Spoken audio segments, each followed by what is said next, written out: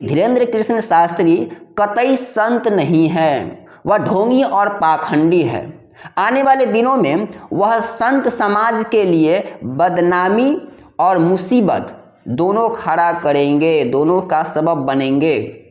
उनका अंजाम भी जैसे निर्मल बाबा की तरह और आसाराम बापू की तरह हुआ है, वैसे ही हो सकता है।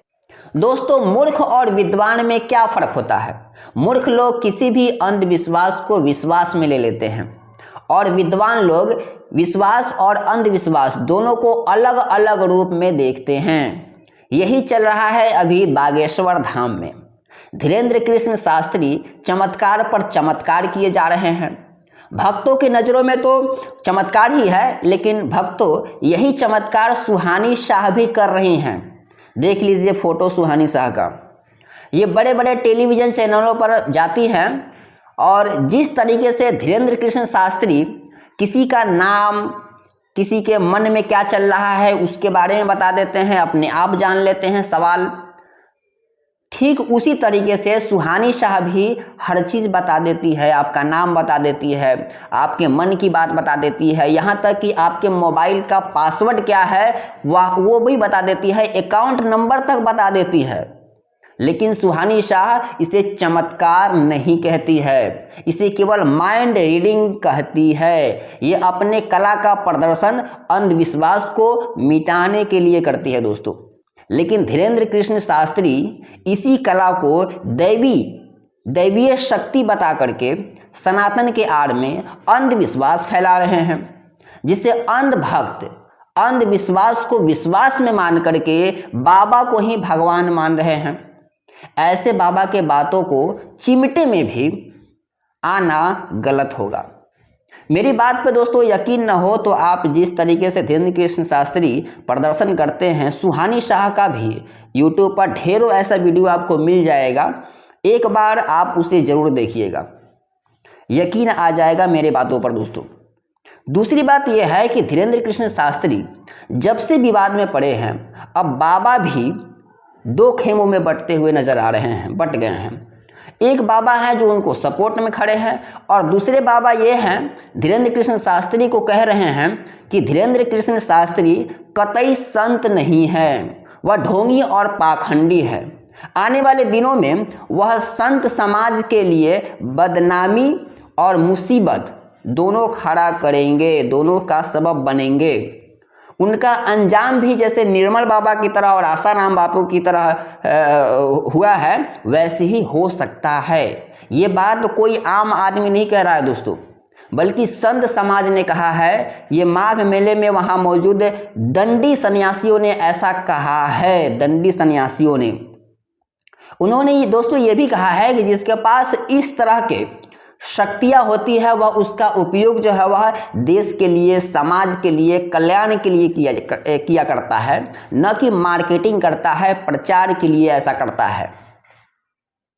धीरेन्द्र शास्त्री जो कर रहे हैं वो इवेंट मैनेजमेंट कर रहे हैं।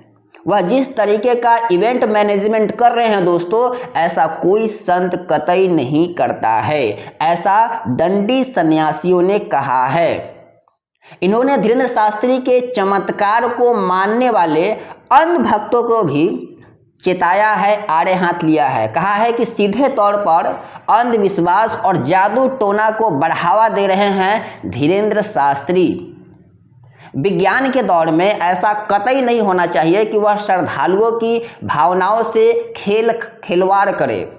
संतों ने धीरेन्द्र शास्त्री को भी सनातन परंपरा की आड़ में लोगों को बेवकूफ़ बनाने से बचने की सलाह दी है भक्तों को। दोस्तों, इससे जाहिर होता है कि संत समाज में धीरेन्द्र शास्त्री के चमत्कार दिखाने पर नाराज़गी हो रही है। लेकिन चूंकि हिंदू सनातन धर्म के आड़ में धीरेन्द्र शास्त्री बचने की कोशिश कर रहे हैं, इस कारण कोई भी व्यक्ति खुल करके सामने नहीं आ रहा है।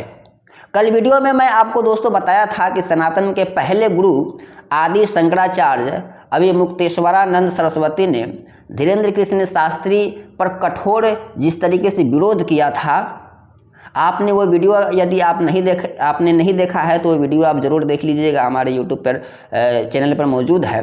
दोस्तों, जो लोग धीरेंद्र शास्त्री का समर्थन कर रहे हैं उनमें बाबा रामदेव भी है।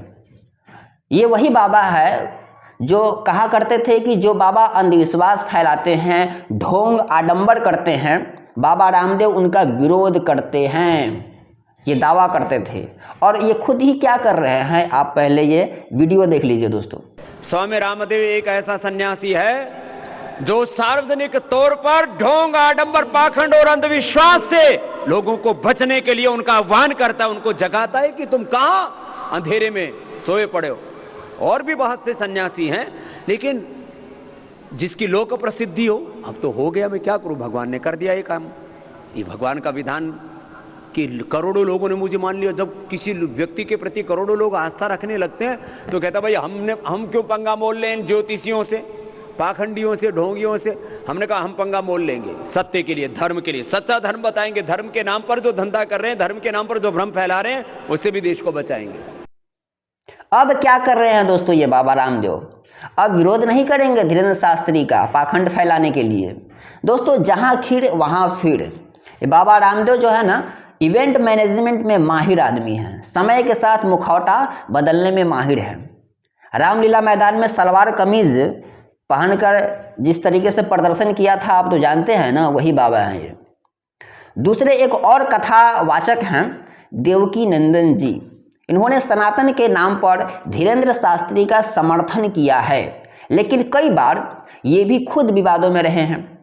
दोस्तों, एक बात समझ लीजिए कि ये लोग जो कथावाचक हैं सभी अपने यहाँ ज़्यादा से ज़्यादा सुनने वाले श्रोता कहें, दर्शक कहें, ढूंढते रहते हैं और इसके लिए बड़ी मार्मिक बातें करते हैं ताकि सुनने वालों की संख्या बढ़े, इनको सुने। और इसमें कोई गलत बात भी नहीं है, हर चीज़ करिए, लेकिन सनातन का मजाक मत बनाइए। मार्केटिंग करके जल्दी से प्रसिद्धि पाने की लालसा, इस तरह से अंधविश्वास समाज में फैलाना कतई जायज़ नहीं है। खूब विवाद हो रहा है, धीरेंद्र शास्त्री पर मुहिम चल रहा है दोस्तों। वो यह चल रहा है कि सनातन को मानने वाले लोग धीरेंद्र शास्त्री का सपोर्ट करें। लेकिन जिस दिन धीरेंद्र शास्त्री, आसाराम बापू और निर्मल बाबा जैसे व्यक्ति सिद्ध होंगे, उस दिन आप सनातन धर्म को क्या शर्मिंदा नहीं करेंगे? आंख मूंद करके पाखंड फैलाने वाली बात पर क्या तब आप जवाब दे पाएंगे? आसाराम बापू भी एक समय में सनातन धर्म के बारे में अच्छी अच्छी बातें किया करते थे, लेकिन क्या हुआ आगे चल करके? यानी कि जो गलत है वो गलत है, गलत को गलत और सही को सही कहिए आप।